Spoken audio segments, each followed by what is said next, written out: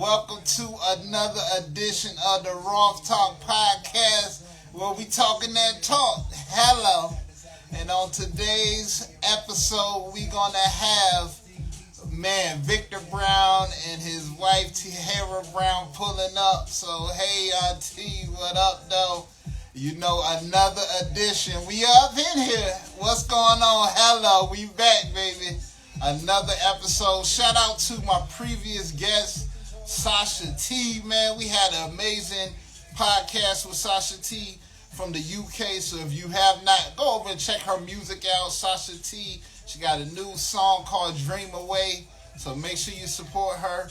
And then we gonna have so many dope people pulling up on my podcast. So just stay tuned. We waiting for Victor and his wife to pull up, and man, we gonna talk that talk on that podcast. But what you can also do is go over to YouTube, look up Roth Talk Podcast, and you're gonna find all my other episodes. I'm actually in season 2 right now, so season 1 is all on YouTube. I have amazing guests like Bob Sumner, who is the co-creator of Def Comedy Jam, and Laugh Mob, the creator of Laugh Mob. So go check that out. I've also got the multi-platinum singer-songwriter Tanisha Kelly, who is also on that podcast. I have Hannon Lane, producer for Rihanna, and works with Timbaland and everybody like that. So man, just go on over to the Roth Talk Podcast on YouTube.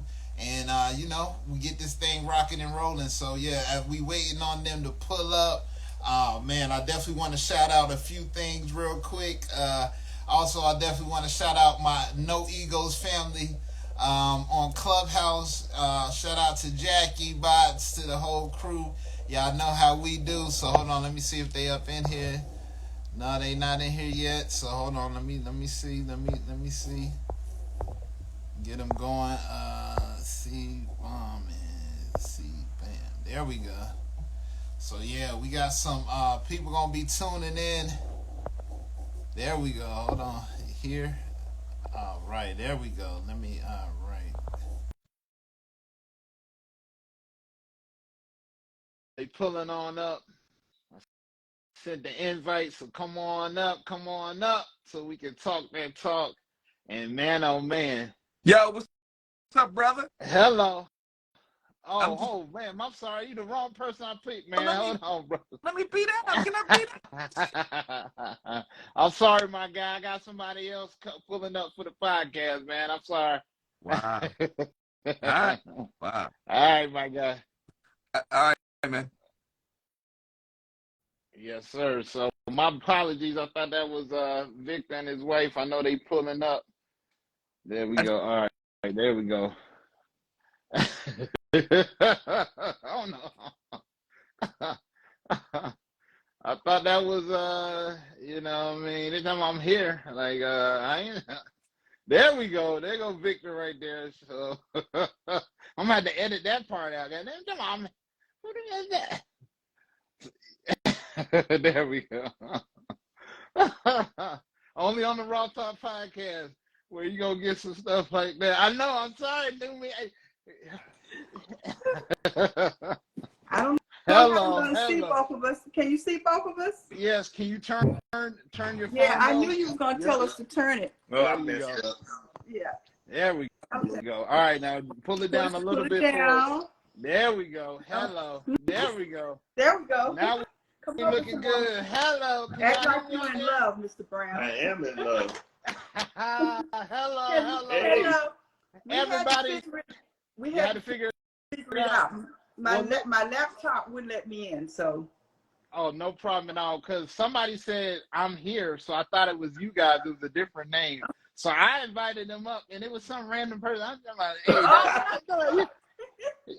I'm here for the Browns. I don't know who you're here for. He said, I'm here. I thought it was y'all. So anyway, let me properly introduce you guys. Well, first and foremost, welcome to the Raw Talk Podcast, where we talk that talk, man. And I'm telling you, I hope y'all ready. Get your seatbelts on, because we have a lot of great information that's going to be told tonight. So while we in here, I definitely want to have you guys introduce self really quick, and then we're going to get into that conversation. So whoever would like to go first. Well, I'm Tahiera Brown. I'm a writer. I'm an author, professional speaker, and I own a film company called Darkness to Light Films, and we're in Birmingham, Alabama. And my name is Victor Brown. I'm a partner with the Birmingham Business Alliance. My background's in accounting and finance and financial services, and I'm glad to be here. Yes, sir. Yes, sir. And I'm so glad to have you guys on the Roth Talk podcast because, man, we got to get right into it because I know we're going to have a part two. You know what I mean? Because our conversation we had on the phone last week, oh, my God, it's a lot of great information. So let's go ahead and jump right into it. I always like to have my guests let us know their humble beginnings. How did they start out on this amazing journey and what got you to where you're at now? So Victor, I want to have you go ahead and just give us a brief history about, young Victor Brown and, and then we'll get to Miss Brown after that. All right, that sounds great. Well, I grew up in Atlanta, Georgia, and from a young age really fell in love with the entertainment industry, but really didn't think I would ever have an opportunity to work in the entertainment industry. So my degree was in accounting from Georgia State University, finished school, went to work in manufacturing, aircraft manufacturing. And during that time, I would watch different opportunities that were coming about where movies were being done in Atlanta. It wasn't happening very often back then, but I continued to kind of have that dream and was wondering what it would be like to be a production accountant on the film sets. And I was just dreaming about all that, but then continued to work in accounting and worked for about 5 years in my first job. And then about a year or two, really about 3 years in a couple of other jobs, and then worked for a CPA firm. While I was at that CPA firm, I said, I'm going to stop dreaming about being a part of the entertainment industry, and I'm going to make a decision to expand my accounting practice into entertainment accounting. And I did that for a couple of years, and then I met a guy who was doing a service called business management. And when I met him, I really began to learn what it was like to do business management, and business managers get a percentage of what they do for their clients, which allows a client that when they don't have royalty money coming in, they can still get those services. So I did that for about 3 years part-time, and then did it full-time for 2 years. Things didn't really work out the way I hoped they would. So then I went back into corporate America, and I've been back working for other corporations since that time, but never lost my love for entertainment. And what was interesting, and I'll end with this, is that the things that I learned in the music business on the accounting and finance side really helped me to build an exceptional career, non-entertainment career in real estate, in banking, financial services, and now with an economic development organization. So it's been a real blessing, and the music industry was very, very good to Victor Brown. Hello. I know that's right, my guy. Let me hold something, Victor. Let me hold something, my guy. Okay, all right. Well, you gave us some great information. We're gonna get back to some of that because now I got some questions. But Miss Brown, I'm like, wow. Now, all right, now hold on. Now let me get ready because Miss Brown about to break it down. So, Miss Brown, if you can just kind of give us a little input about, your beginnings, and then we can go on from there. I think mine started when I was a child. I always loved sounds. And I was raised in the country, raised picking cotton, chucking corn, pulling beans, living in a shack with an outhouse in the back. And when the rain would fall, I could hear beats in my head and the sound of music in my head. And I would play around with things in the yard, and I had me a little audience. And I had never seen a stage play. I had never, but I would make up songs in my head and create a whole program in my head at like 5 years old. And I think it was that time when I was touched by God, and I found religion in a way, but I didn't know about religion. I didn't know about churches, but I knew that God had me on a path at that young age. Fast forward in my 20s, and I did a little stunt, sing a little gospel music with a gospel group and all that kind of stuff. And then I just always wanted to be a writer, so I kept writing. I was a prolific writer.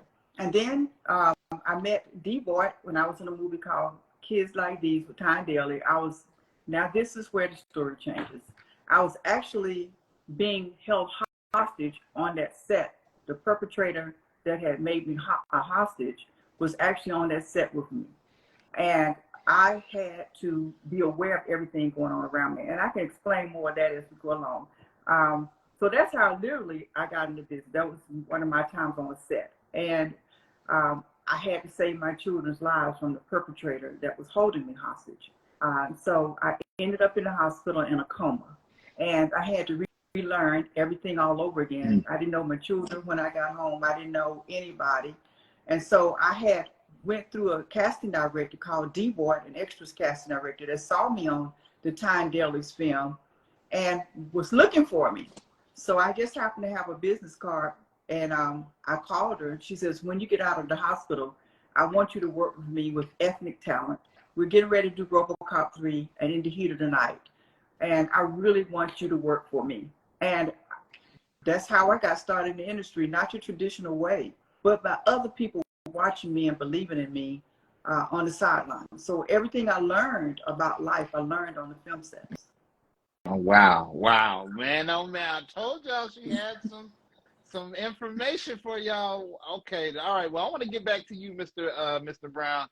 Now let's talk about Victor in high school. Let's talk about you in high school. Now, I know you said that I know you love to sing now. Were you ever in the singing group at all? Because you like to sing now. So were you ever in a group back then? I was in a singing group called the Mighty Conquest.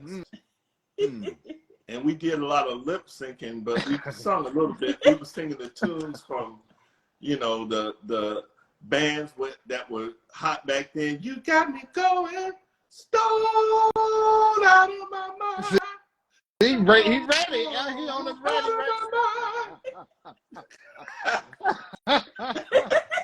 He'll break out a song anytime. I love it. And the first day he took me on a date, he did that. And I was like, what is wrong with this guy? Hold on, let's talk about that. Vic, what you was doing, my guy? Every time we go to the grocery store, I would sing. And make the old ladies cry. And I stand there like, what is going on? He was dating all the people around me. And I'm like, I have no idea what's going on. I was clueless. I felt like I could be myself around her. It was just, God just kind of told me that she was the one. And so I was just totally myself and been that way ever since. Now let's talk about because a lot of times it's always debate the first time, you meet, your story might be different than her story. So Vic, let's hear your side of the story, Mr. Brown. And then Mrs. Brown, we'll hear your side of it. Yeah. So I had been I was dating different ladies. Like one might go to the movies and one might be to go play tennis with, and one to go out to dinner, And so I was supposed to take a young lady to the Super Bowl party, and I called her Saturday night, and she got mad at me because I hadn't called all week. And then and she said, I'm not going. I was like, fine. And then I did something really that I'd never done before.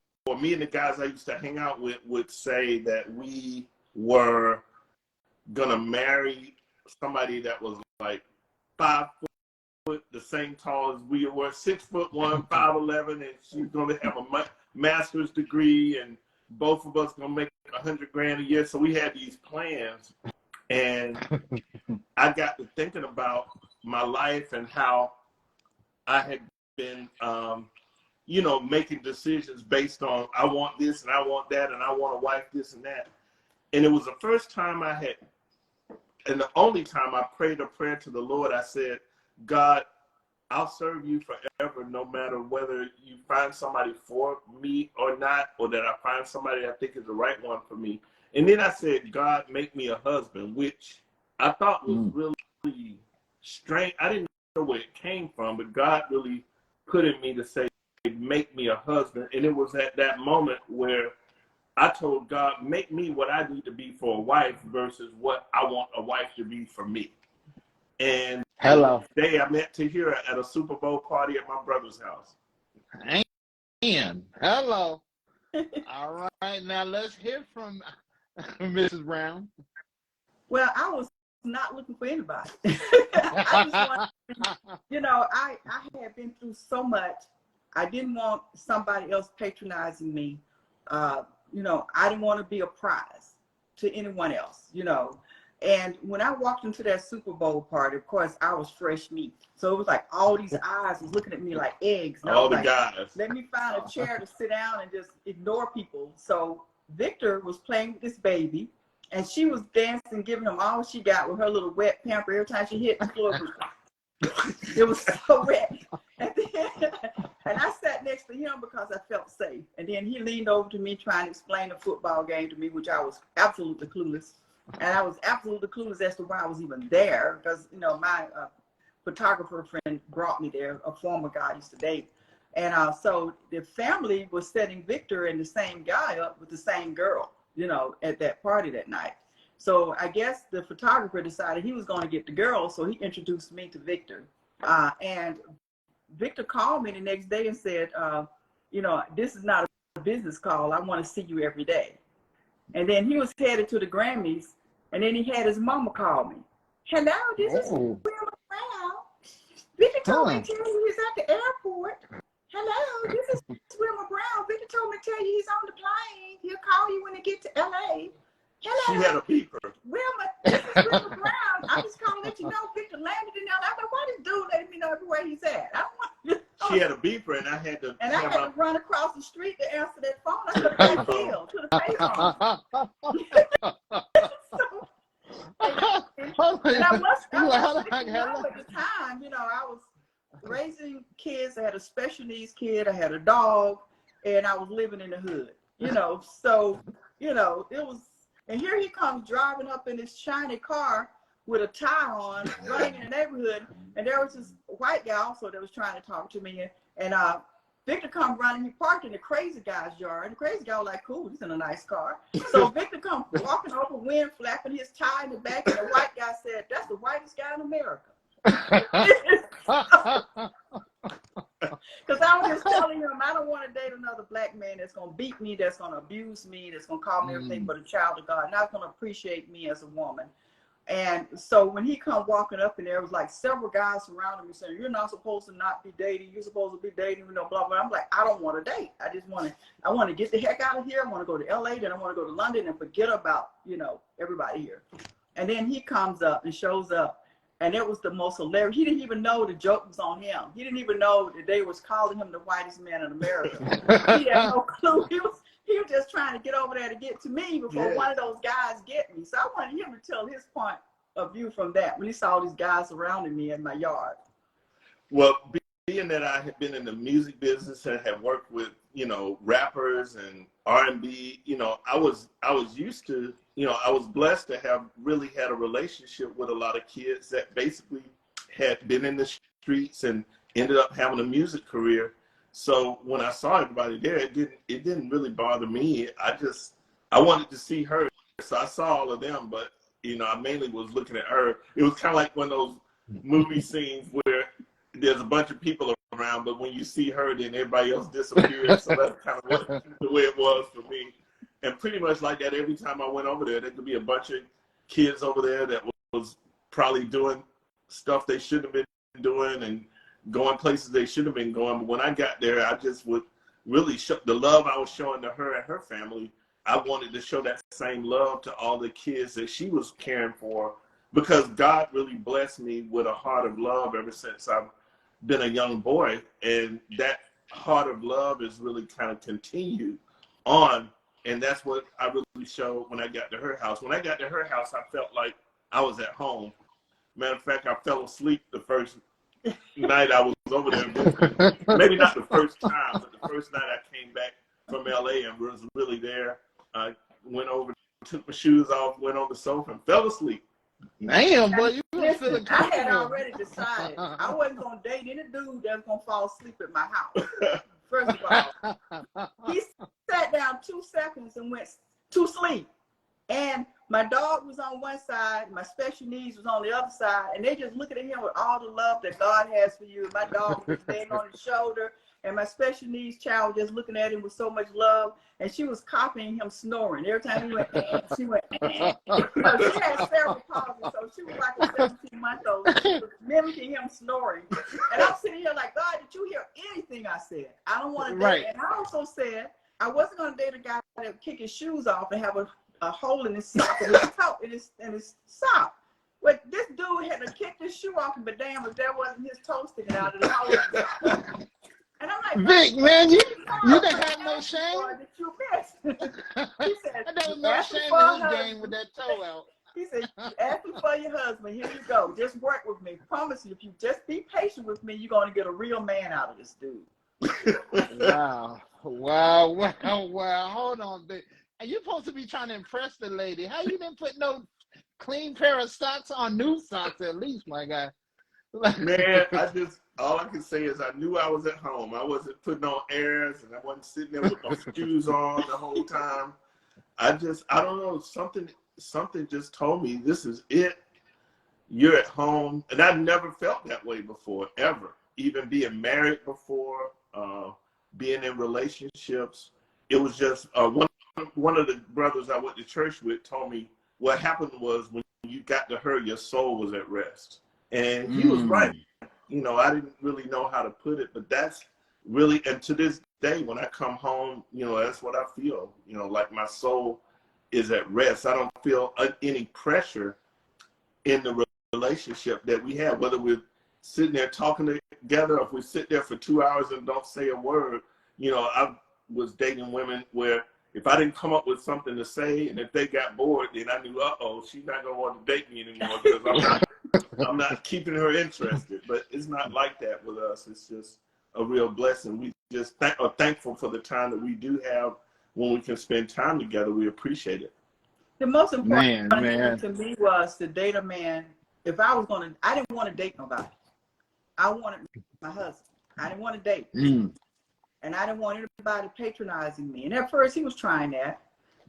But I had to let him know, you know, took me by his big office he had in Lenox. I said, shit, somebody got to pay these bills. I don't know if you're paying these bills, how you eat, you know. And then, you know, the first date he took me out, you know, knowing I got a special needs child at home, I got kids at home, I'm working with kids that need help, you know, gang kids and stuff like that. I'm helping them. And then he take me out to an expensive restaurant. I'm like, dude, you don't take me to take me to McDonald's, take me to Burger King. Let's buy a bag of burgers and we can take them home. I can feed my kids. Don't be taking me to some place. And if you know, if you can't afford to feed my kids, don't feed me. You know. Hello. So, you know, and that was the way that I felt about it. Are you running out of energy on your phone? Okay.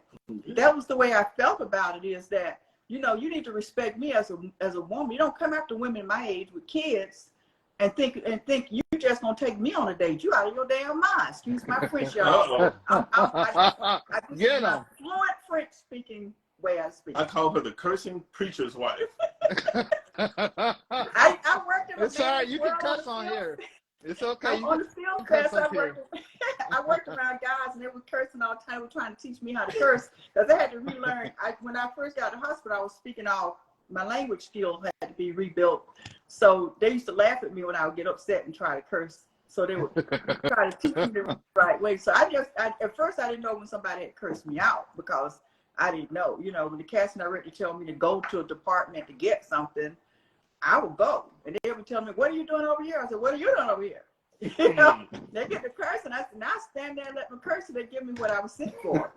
Did I go back? I was feeling fine. I had no idea I had been cursed out. My daughter would say, Mom, did you know when they called you?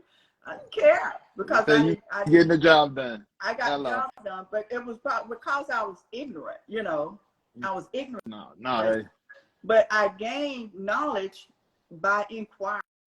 And I wanted to know so I started wanting to know what each department was doing, why they were there, and stuff like that. So by the time I met Victor, I had garnered quite a bit of a good reputation with the people that I worked with in the industry. I had worked on many different films and stuff like that, and that was my life.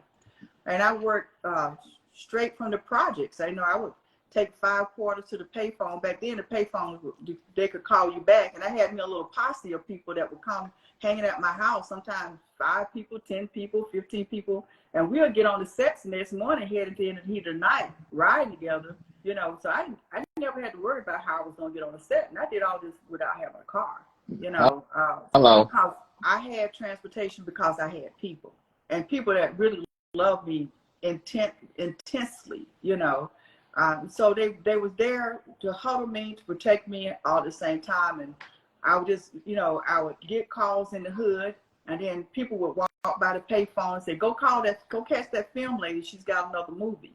And I was standing there at the payphone and call people, you know, throughout the night and wait for people to call me back. And I get my quota.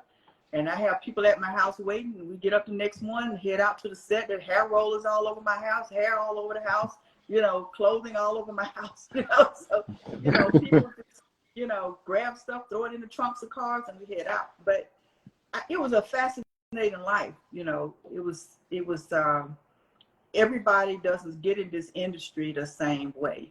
There's some that get in with a struggle, and I got in with a struggle. So the situation where I was a hostage and my kids were hostages, when we were coming through, I came through on film sets. I would go to trial, leave trial, go in the night, wrap up the set, come the next day, go to court. My daughter's at court.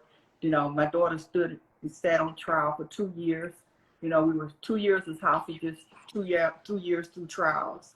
And, you know, all through all of that, and then my special needs, you know, dealing with all of that. The film industry was my home.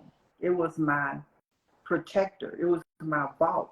It was my way of life, you know, and and I got a lot of people in the industry that never thought they'd ever be in the industry by hitting the beat, walking the street, hiring talent that way. And I know I segue off of the way we started, but that's who I am. Oh yeah. You know, we got, man, listen, we still got a lot more to discuss. So that's why I'm just glad you guys are definitely talking about how you guys came together. Now, Victor, let's go back and talk about for a second. After you guys met, you were still dealing with the music industry at that time? You want to talk about that time as well? Yeah, absolutely. And one of the first things Tahiera did was when we met, and I was still in the music business. I did have a few accounting clients that were non-entertainment, and then I had one or two that were in the entertainment industry, but it was just straight up accounting, you know, bookkeeping and taxes. It wasn't business management. And she came and she felt like it was time that she suspected something was happening. So I won't go into a lot of details, but she took me to her secret place to pray. And then that next day was when I made the decision that within a week I was going to get out of the music business and go back into corporate America. But prayer and, you know, really she prioritized that God is number one in her life, and that if anybody was going to be with her, then God had to be number one in their lives. But no matter what that person did, including me, that God was going to always be the main one for her. And so my quest eventually over time was to really live for God, live in a way that glorifies God. There's nothing, I want to do things to please God, but being an imperfect man, I can't always please God. But thank God for what he did for us through Jesus to make us to where we can have eternal life, even if we're not perfect people, because we couldn't have done it without that happening. So all of that journey that happened for me with Tahiera really led me to really realize the things that I might have understood through intellect, I didn't understand totally through my soul. One of the things that she used to always say that I didn't understand was respect money as a person, because, you know, she was living on a small income and I was throwing away the money I was making and had been doing it for years. So with her, she had the wisdom. I say she's got wisdom of a grandmother, because the way that she handles money, even though her education didn't go beyond high school, but the way she handles money, the way she can get, you know, a whole bunch of stuff out of $5, and I can barely get a whole lot out of $500. But because of the way she approaches life, it's helped us have a life that we couldn't have had we been following the way I like to spend money. So it's really been just an incredible journey. But I went from the music business into back into corporate America, went to a manufacturing company, and then went to financial services. And like I was sharing earlier, all the things I learned, the documents that I got exposed to, like royalty agreements, merchandising agreements, people getting deals to do a soundtrack for a movie, getting the payroll set up for a band to go out on the road, you know, watching, you know, some of my clients making $250,000 a year going to bring their band, and then watching them only make 25 grand a week if they decided, well, we don't want a band, we just want to make the money. Well, you don't take the band, you're not going to get all that money. So learning all the nuances there, and paying that payroll, setting up the companies, setting up their touring companies, their publishing companies, and working with other professionals. Worked with a lot of, didn't always work directly with all the stars, but most of the time my clients ended up being the producers that represented the star talent, whether that was in film and television or music.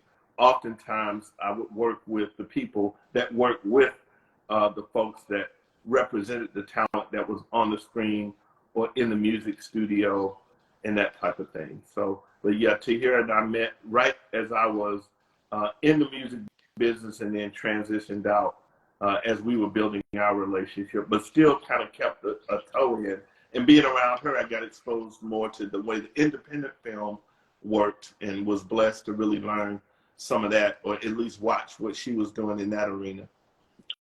Oh yeah, oh yeah. Well, let's definitely talk about it, because you guys have been working on a masterpiece for the last 10 years. Let's transition. Let's talk about this documentary that you guys been doing, and then we definitely got some more to hear about, you know, your guys' journey, because man, oh man, you got, hello. That's all I gotta say is hello. So yeah, you guys want to talk about that really quick? Before I do it, I want to show the book. This is my book. I don't know if you can see it, the glare. It's called Annihilator of Innocence.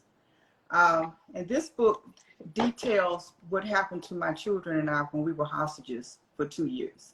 And so when I first wrote this book, I was traveling all over the country as a speaker. I was speaking on for so many different organizations and stuff like that, and I didn't have time to breathe. And I always wanted to be able to tell my story in film. I am a visual person.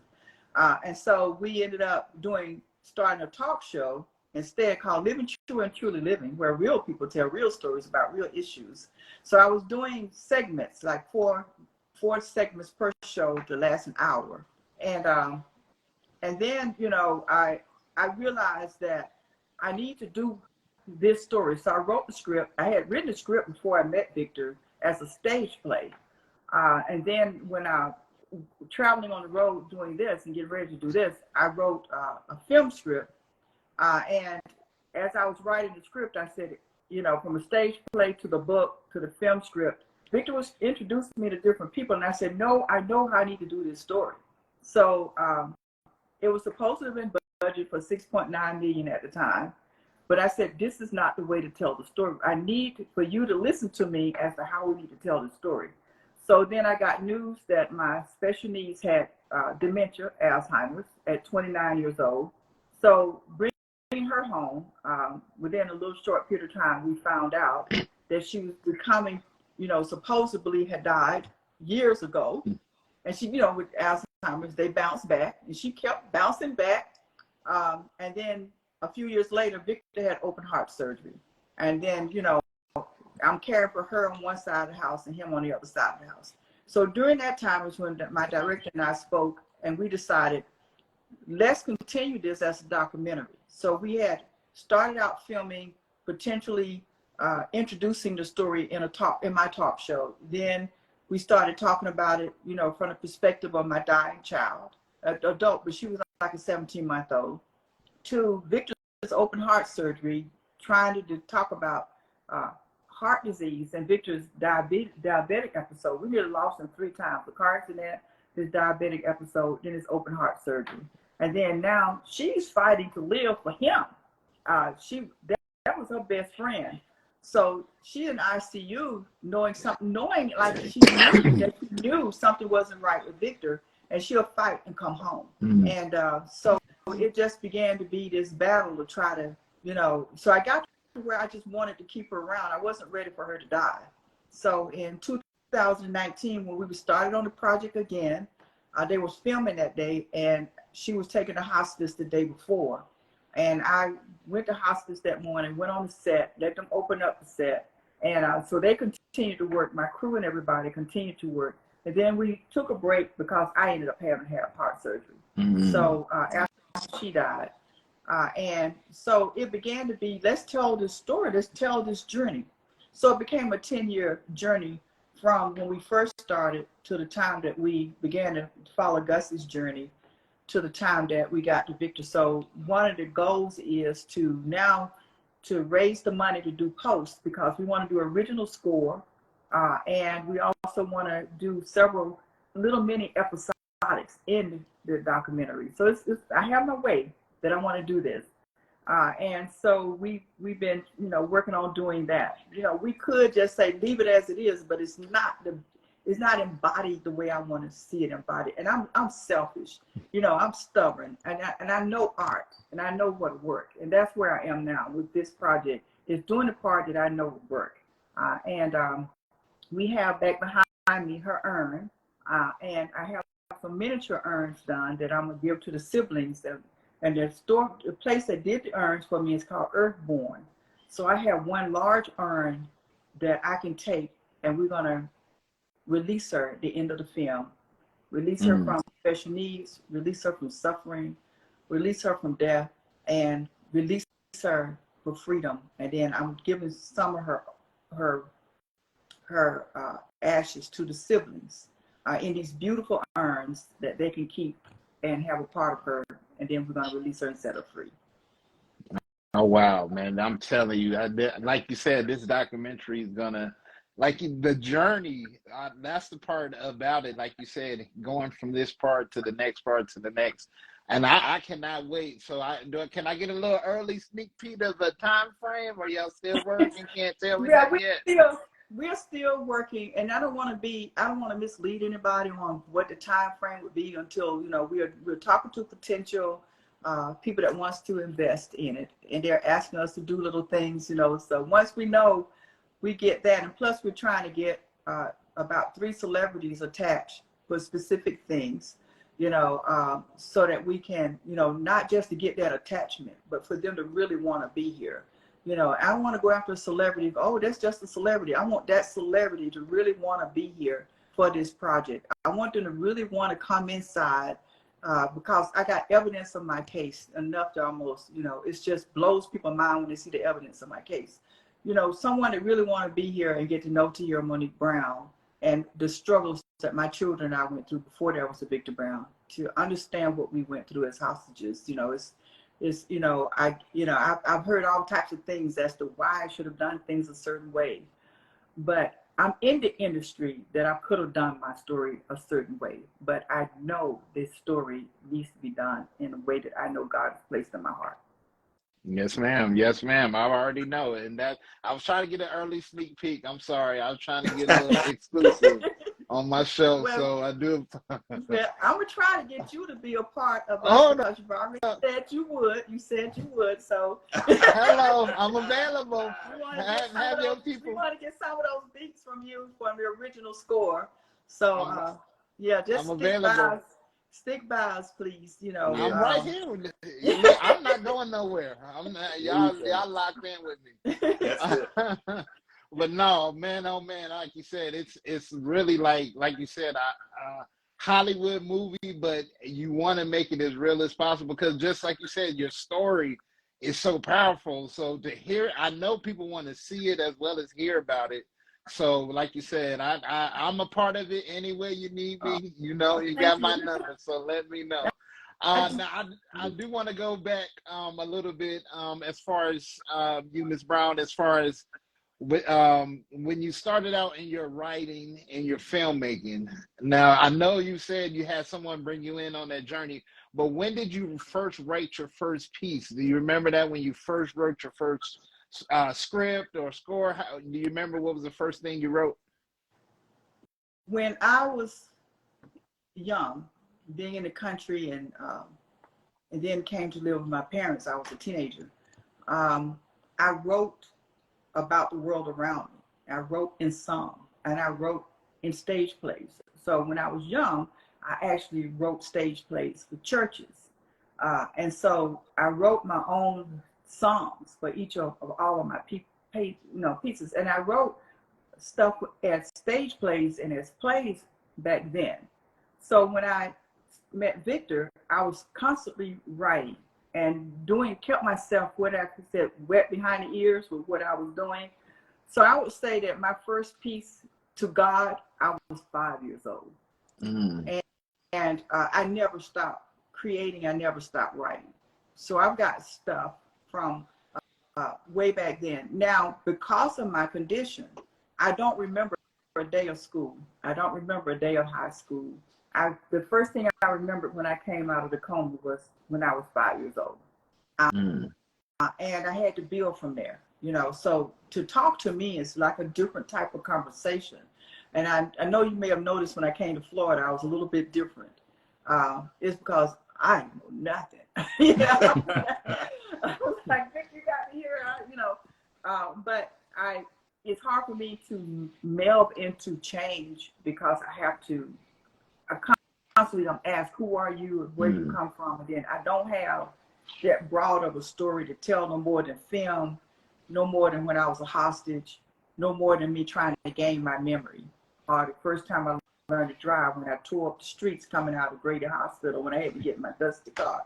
You know, it's just like, you know, there's bits and pieces of my story that I have to tell because I'm a survivor.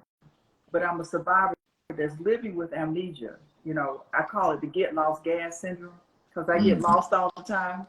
And he gave me his car when we first started dating, and I was telling him I don't know how to get, you know, I'll find him 5 hours later. But he was always patient. He wasn't screaming at me or calling me names or anything. He just kept giving me his car for me to keep getting lost.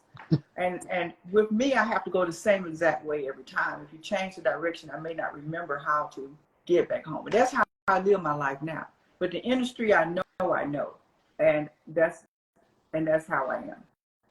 Wow, that's like I told y'all. I told you. Wow, Ms. Brown gonna hold it down. I'm telling you. Wow, that is still amazing. Now let's get back to you, Victor. As far as I know, you know, you told me a little piece of the story, but when you were in your late 30s, you said you started a whole new career. Can we talk about that?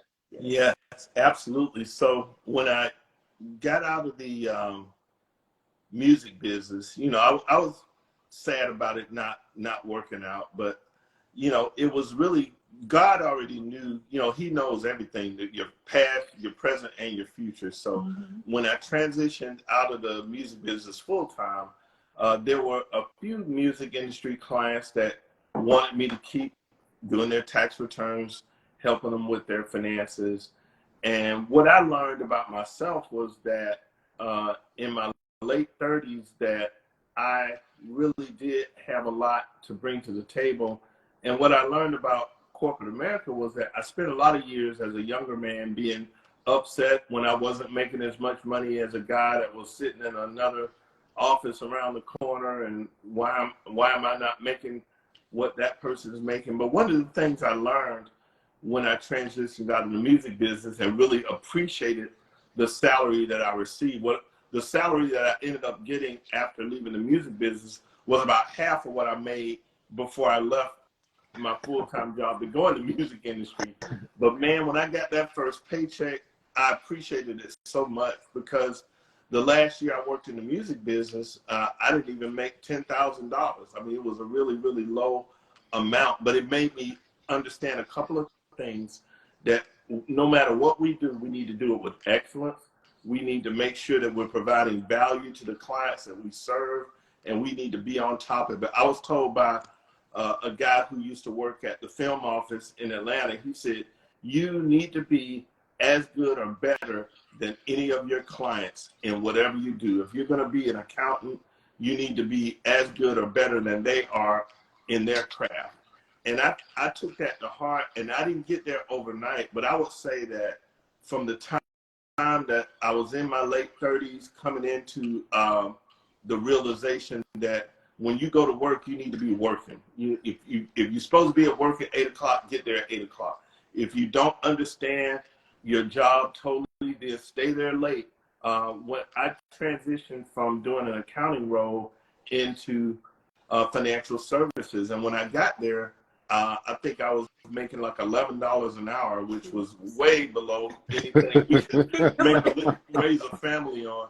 But I went to that job that first day I was a temp. They thought it was going to be a general ledger job, but I found out, no, this isn't general ledger. I was doing customer service, looking at names and addresses and making sure they were correct and keying them in. I'm like, this is easy. And then I came to work the next week, and then they had me looking at financial statements with like 5 lines on them. So it would be like revenue, cost of sales, maintenance expenses, debt service, and then net operating income. I'm like, this is easy. And I was listening to people complain like I used to complain about the work. I'm like, this is great work. I'm good at it. I understand it really well. And then I got placed into a role, into the first senior team member over and above other people that was working at the company. And I asked my supervisor, you know, I just got here, I was a temp. How come you put me in this assistant supervisor role? He said, Victor, the things you learned in the music business, the documents that you understood, you know, the royalty agreements, setting up payroll for the bands, all those things, doing the budgets, all those things are transferable to the real estate industry, because whereas in the music industry, you have intellectual property, in the real estate industry, you have real property, but the wording of the agreements were all the same. And he was right. And I ended up started out with about $1 million portfolio. And toward the end, I had about $1 billion portfolio under my responsibility. Some of the largest projects out of New York City, in Atlanta, Georgia, and then got promoted 4 times in about 4 years before I was recruited to come to work for a bank in Birmingham, Alabama. So that was kind of my late 30s, coming into my early 40s, when I really woke up to the fact that to be a responsible employee can lead you to be a responsible business owner. And so if I ever decide to go back into business full time, then I know that these are the things I need to do to have discipline, to be held accountable for dotting those I's and crossing those T's. And I talk about it in our rooms on Clubhouse together, that we encourage the people that come to us to be mentored and coached, and from time to time to be clients, to say it's up to each of us to do what we do best and do it with dignity, do it with integrity, dot the I's and cross the T's, and try to bring that same thing into the relationship as well, with your wife, with your son, your daughter, your grandkids. Bring that integrity and that love in the relationship together there. So that was kind of my world from my late 30s to my early 40s. Hello, man. You talk about $11 an hour, my guy. Yeah. Man. Yeah. Jeez. Yeah. Like, man, like one thing you buy, that's your check right there, my guy. So one electric bill, man. So that's amazing that you was able to take a temporary position and then get promoted over people that been there. I would have been mad at you. Oh, You know, my guy, I would have yeah. been mad at you. Oh, believe me, there were some haters, that's for sure. No, man, that is an amazing story. So let's just pick up from there. So now you guys moved to Alabama, you know, moved to Birmingham, and let's kind of pick up how from the story from there.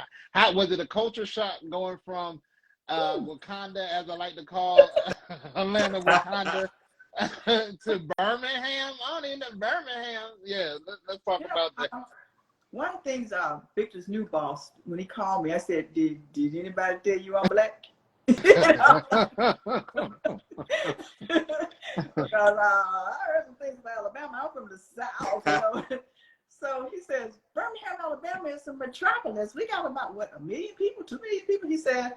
But they moved it so fast, it's like we laid our head on a pillow, the next thing you know, we were here. And they took care of everything. It was an amazing move. But for me, I was back to where I was when I was first released from the hospital. I didn't know anything. I didn't know anybody.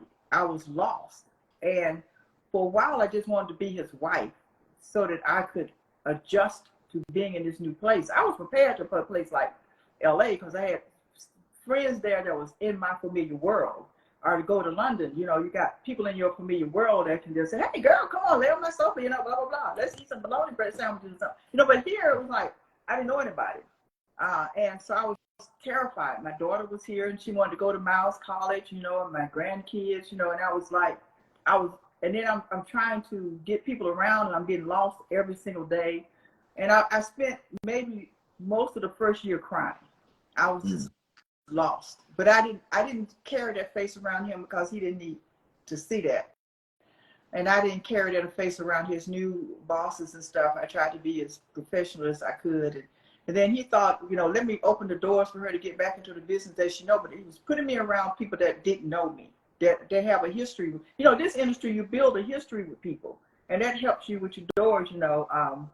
So it was hard for me to deal with radio. I was on the radio for a little while. I was in, you know, trying to get my foot back wet with the film industry here and everything like that. And after a while, God said, stop.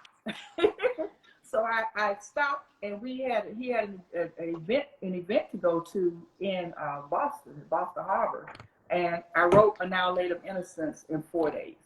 And when I finished the book, the maid said to me, thanks for writing your book at the Marriott here at Boston Harbor Wharf. I gotta say it best I can with the gap.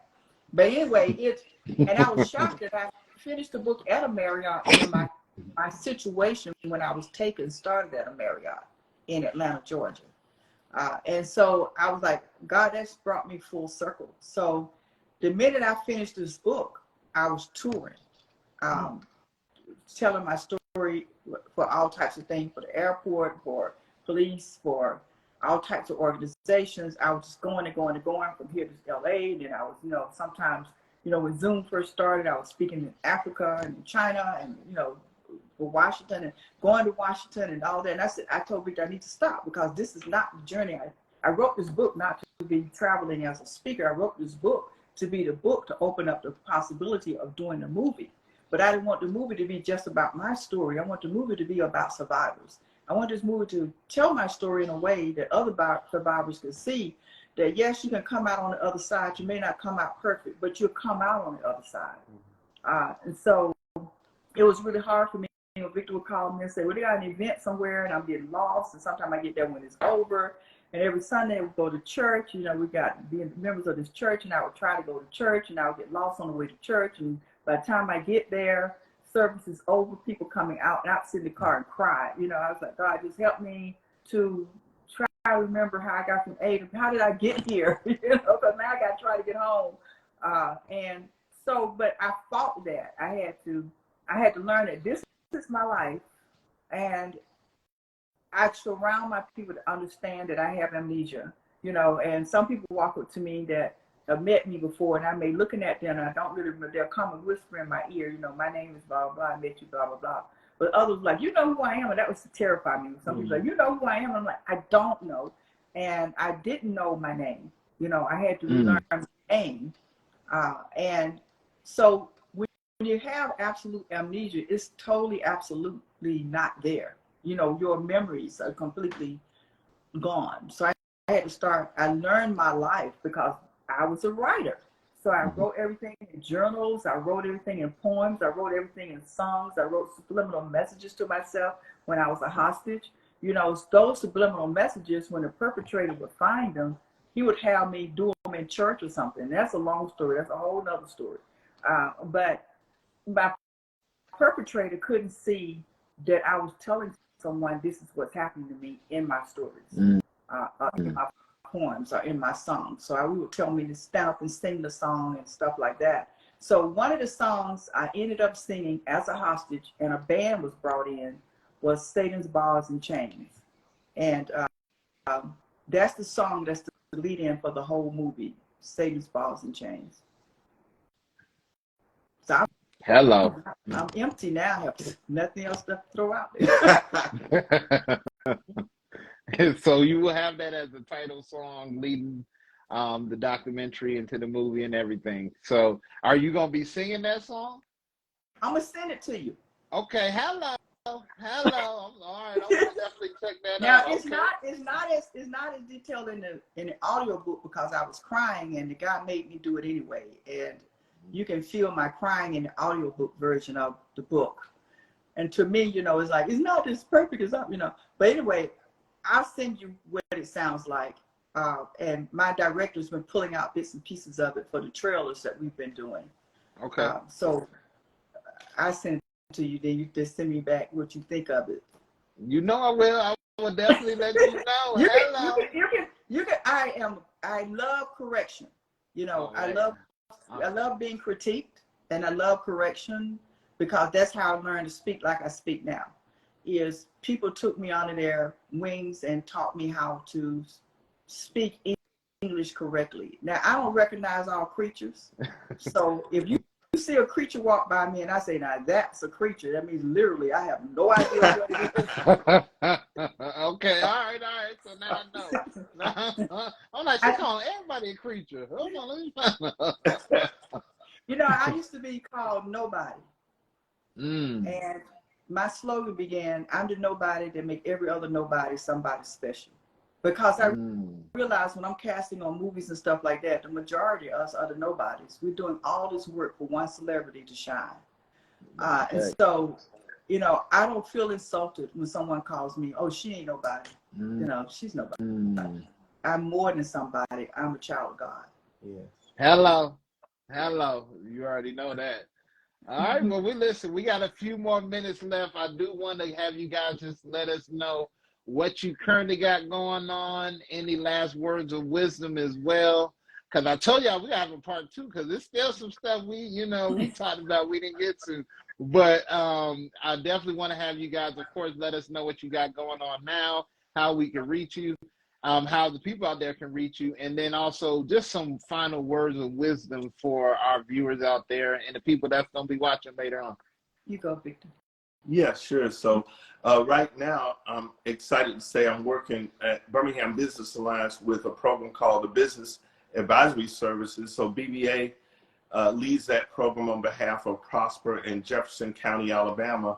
We're up to about 75 small and minority and women-owned businesses that have between 100,000 to $1 million in revenue, and we're pouring into them with really what I would call the highest level of consulting and business advisory services on the level of some of the best consulting firms in the nation and really in the world. So that's really exciting that we're doing that. Birmingham Business Alliance, we have a new CEO, Steve Ammons, who's come into leadership, and we're really thrilled about that.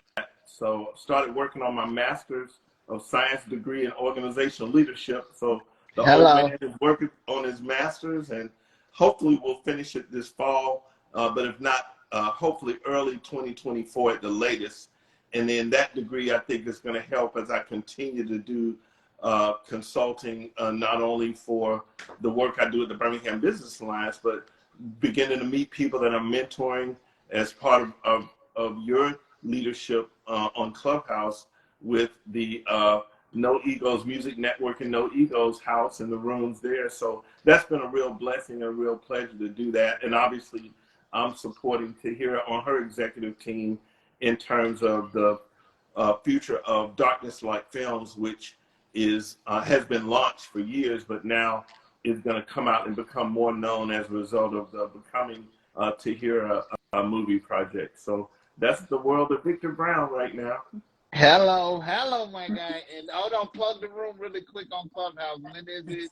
And the title really quick, Victor. Absolutely. So the room is alternative ways of financial business. Its focus is foundationally is business management. You can find that room on Clubhouse. We meet every other Sunday. So we met this past Sunday, August the 20th. So we'll be meeting 2 Sundays, not this coming Sunday, but next Sunday after that. And if you want to contact me, you can find me at www.birminghambusinessalliance.com. I'm on Clubhouse in my grandfather's last name, McCleave, MCCLEAVE. Couldn't get Victor Brown, so I had to use my grandfather's middle name, and then BICT Brown on Instagram. And but you can find me online. And also, I'm very active on LinkedIn. So LinkedIn is probably my favorite platform that I like to use. But certainly, I use Twitter, trying to get back on Facebook. Been off it for a while, but trying to ease back on the Facebook. But you can reach me on social media, particularly on LinkedIn. Yeah. So you that guy on LinkedIn. So don't act like you're not that guy on LinkedIn. I followed you. I said, man, Vic is killing LinkedIn right now. So I'm trying to be on your level. So congrats. Make sure y'all follow Victor Brown. He's doing it, man. So thank you again so much, Vic, especially for holding the room down and just being a man of excellence. And you know, we got a lot of business to talk about because you're gonna be my manager too. So, Absolutely. All right, well, let's close it out with you, Ms. Brown, and then I want each of you to leave us with some word of wisdom. So, but I definitely want to hear what you have, Ms. Brown. Well, you know, I took 1 year sabbatical, and that first year was really tough because it's like going in and finding all the dust in the corners of the rooms of your soul and of yourself. So this is my second year sabbatical. And in this part of my sabbatical, I'm opening doors to meet people that want to come into my life and make an impact in my life in a positive way, to be my guide as we're doing this production. I cleared everything off my calendar, especially speaking, except for if it matters. If there's a person in the room I think needs to hear my voice, I'll come and do a speaking engagement. But it's really hard to pull me away from the sabbatical now. But people are always calling me, can you come speak? Can you come speak? And as far as where I am now is we are focusing on Becoming Tahiera, the documentary. And if I'm going to give a word of wisdom, I'm going to just go ahead and give mine now, is don't forget that God created you. And all you got to do is ask him. But ask him with absolute faith. And asking with absolute faith doesn't mean it's going to be easy. Sometimes you got to pay your dues. You got to earn your right to receive that blessing. And it's been very hard for me to get any blessings I've ever received. And I thank God for the trials. So don't think that your blessings are going to come easy. The easier they come, the higher up the ladder you go. If you don't think about how you're treating people on the way up, the harder it is to fall. Hello. All right. I don't know how you're going to beat that, my guy, but go ahead, Victor. I know. He's good. He's good. No, Vic does great. He does a great job, so no pressure. I want to talk. Yeah, I'm going to leave some takeaways about reconciliation. I think in every relationship, in whether it's business, you know, reconciliation. I can remember when my uncle was still alive and he insisted on going to see my brother, and I was pitching a fit and throwing a tantrum. I don't want to go see my brother, because for years my brother was very distant from me from a real young age. And then after meeting Tahiera, and I got independent and started really being into my family, and you know, here I am in Birmingham. I'm like, hey, I'm with my wife and my grandkids, but my uncle insisted. And when we got there, I can remember my brother praying and crying that we were there together as a family, and that let me understand that reconciliation, right, is really what God calls us to reconcile. And sometimes it pains me to see the division that exists in our country, but much of that division happens everywhere, whether it's in the workplace, in the home. So reconciliation and coming together, I'm real big on intergenerations, or having generations come together. Right now, we got generations in businesses, in the workforce. You got baby boomers, you got Gen Xers, you got millennials, and you got Gen Z. And the next Gen Alpha, I think, is coming up next. So we should learn to work together. I'm one of 2 baby boomers at the Birmingham Business Alliance, and I love it. I love working with all age groups, and I want to do that no matter what my environment is, whether it's in church, whether it's in the music business. I think that's why I did well working with clients in the music business, because most of them were really, really young clients. Just like when I met the kids at Tahiera's house that were involved with gangs and other things. But, you know, God gave this love in my heart for people that I can't just give. It's like it's stuck up in my bones, and I can't shake it. And I want to encourage everyone to take time, hold yourself accountable, do the things you know you're supposed to do every day. Don't procrastinate. Do a good job for your employer. Do a good job in your business. Be excellent. Be accountable. There's a book called Atomic Habits by James Clear. Great book for any of us that want to really step up our game and improve. I'm working on mine every day. I'm trying to get a little bit better every day. I'm not perfect, but you know, I'm better. I think it was Pastor T.G. Jakes said, if you look at me in the past, I'm a mess, but if you look at me now, I'm a masterpiece. So that's what we're trying to get to, and that's what I want to encourage everyone to do as a takeaway, to really pursue excellence and do a great job at what you do and be a blessing to others around you. Hello, man. You cooking right there, my guy. You was cooking. I'm about to call somebody, my cousin. Hey, man, I'm sorry. You know, Vic said I need to reconcile. I think that story, you know how the pastor saying that story for me. I think that story was for me. Yeah. Vic, so thank you so much. Now, Vic, before we get out of here, can we get an outro song? Can we get an outro song? You got a request? No, request? just whatever on your heart right now. Whatever's on your heart right now. My heart is yearning for your love. Hey. My heart Hey. is yearning for your love. You can't And there you go. coming in and out of my life. Hello.